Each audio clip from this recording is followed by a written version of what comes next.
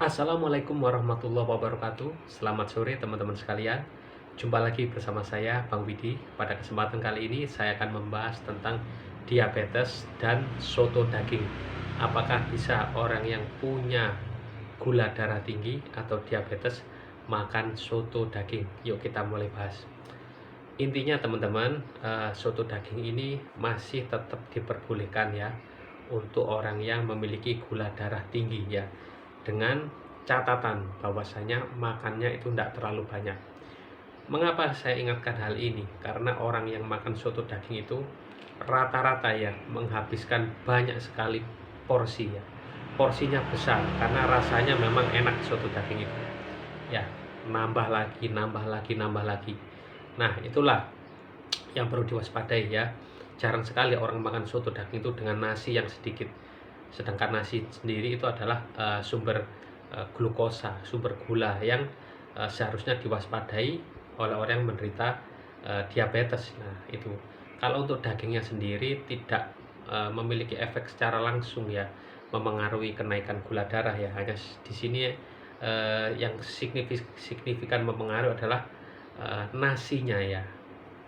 Bisa nggak makan soto daging dengan nasi yang sedikit ya, dengan satu atau dua entong kecil. Nah, itu di situ masalahnya.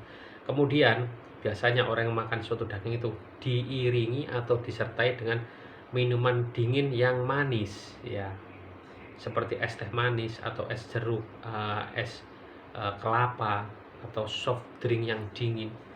Ini ya teman-teman. Karena apa? Ini memang satu paket, satu pasangan ya.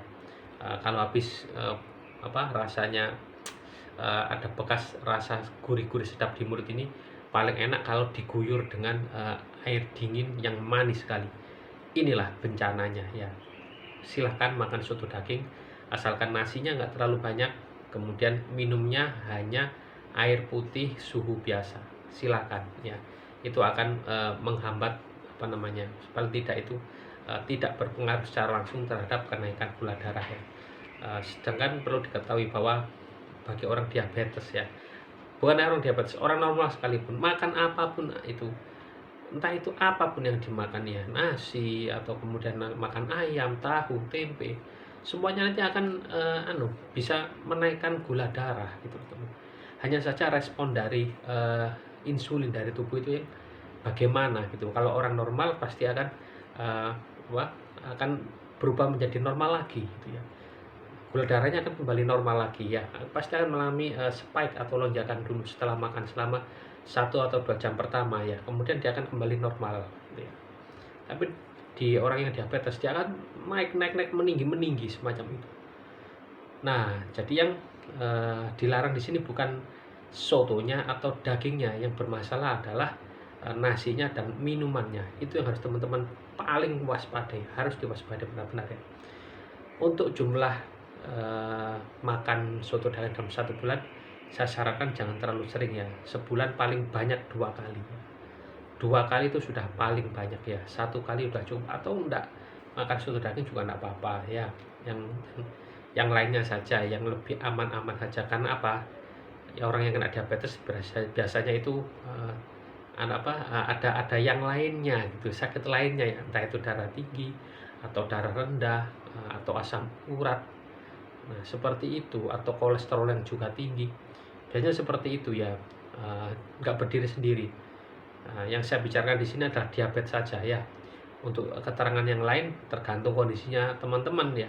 Apakah diabetesnya ini sama darah tinggi? Tentu juga harus menghindari soto daging ini ya. Nah, jadi kalau diabetesnya didampingi sakit diabetesnya ini disertai dengan darah tinggi atau kolesterol atau asam urat, tentu soto daging ini nggak boleh dimakan ya.